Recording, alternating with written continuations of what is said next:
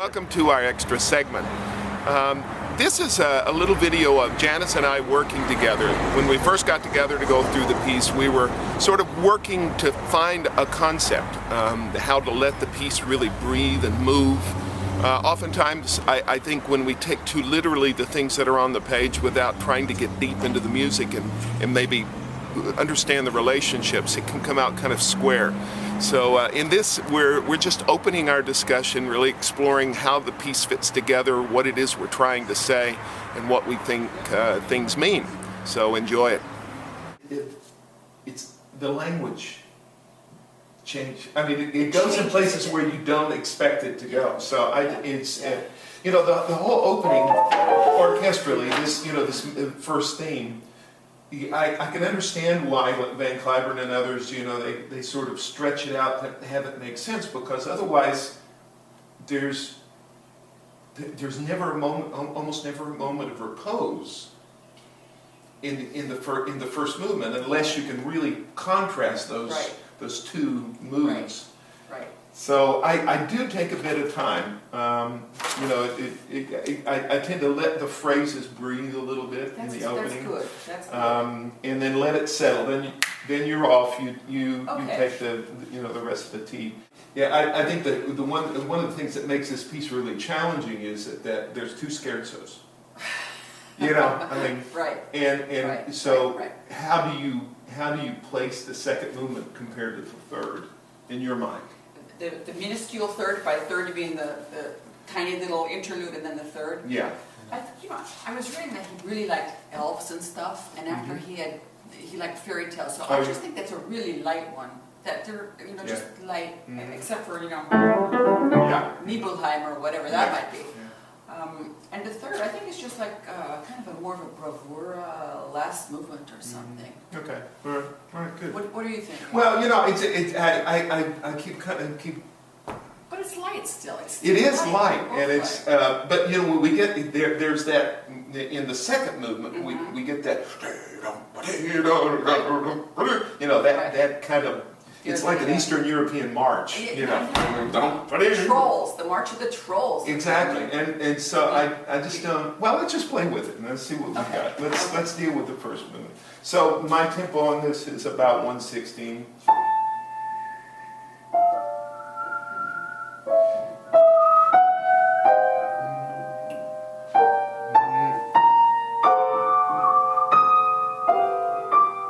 I stretch to.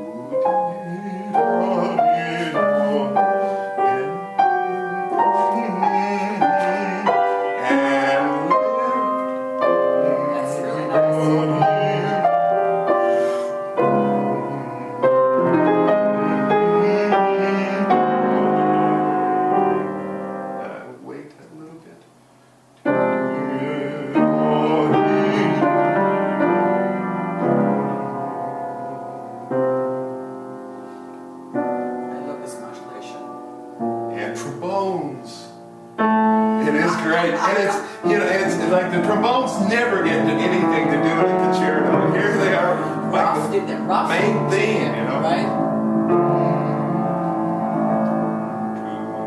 In this next segment, we talk again about tempo. I actually use the metronome to point out the tempo that MacDowell wrote, and we both really feel that it just doesn't allow the music to breathe, to sing. There's also, you get to hear the opening segment of that third movement, which is very dramatic. We thought you'd enjoy that. And also we do a little bit of work on housekeeping details, just who's going to lead where and how she can help me know where she's going to arrive and things like that. It's extremely slow. It is. And I just, what is your first statement like? Let's do it. I'll take whatever you give me. Because actually this is like your only slow movement. It is. This is it, yeah. So, it doesn't work greatly with the piano, but I don't think it works to be too slow. Well, I mean, here's the. It's awfully slow. That's 55. Gee. Here's 52. See, it doesn't have. There's no line there. It doesn't go. What I feel is that boom, bum, tim, tim. Like, yeah. It's about as slow as it can get. Yeah, but I would even.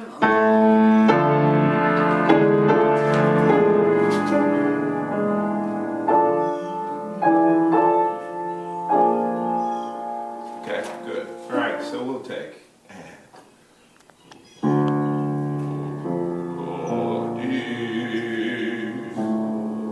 Now we move.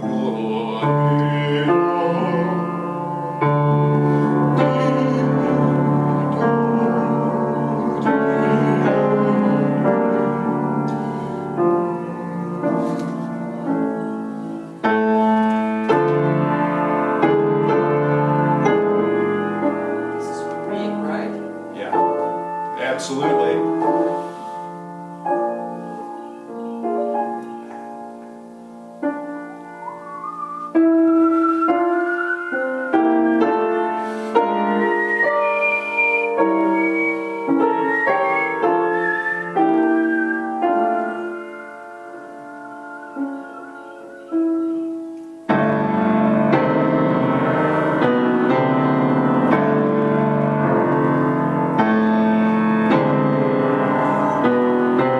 I'd take that a little quieter than.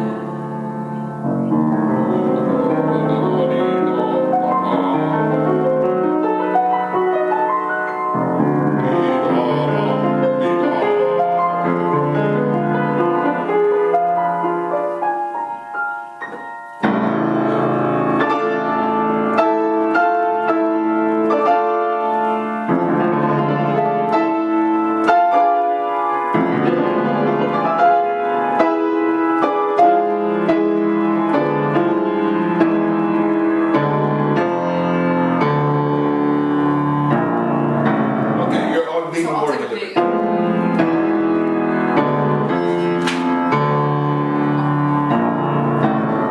So that would be ding, dong, dong.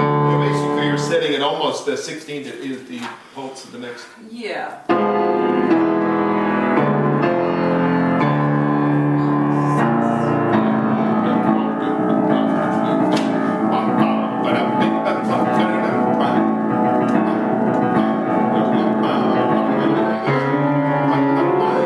So in this last segment, we would just let it run a little bit, and you can hear some of this really, really fast, sparkling fairy dance-like scherzo of the last movement. There's long extended sections of her playing, and you really hear some virtuoso piano playing, and if I don't say so myself, or do say so myself, some virtuoso whistling. 1 and 2.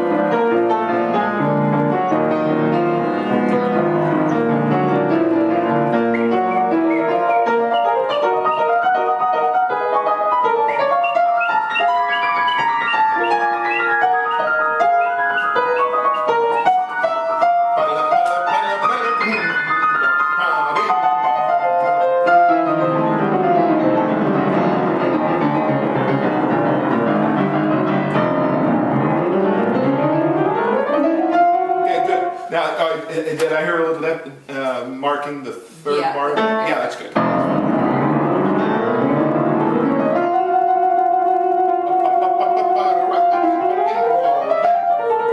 Good, yeah.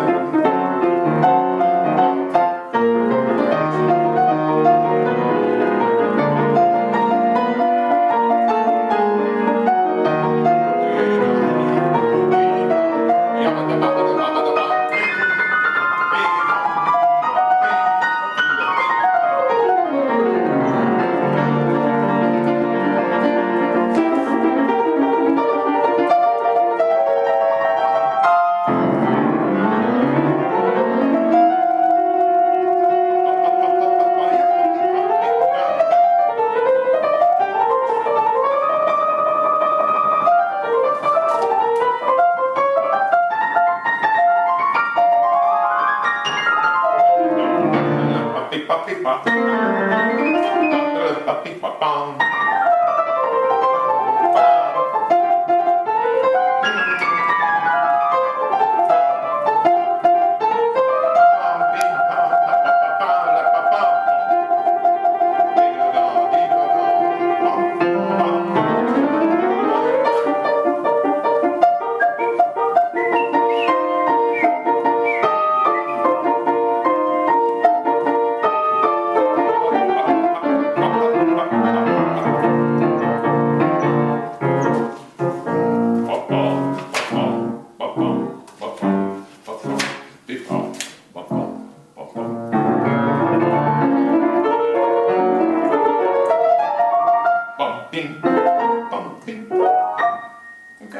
good. Yeah, that seems clear.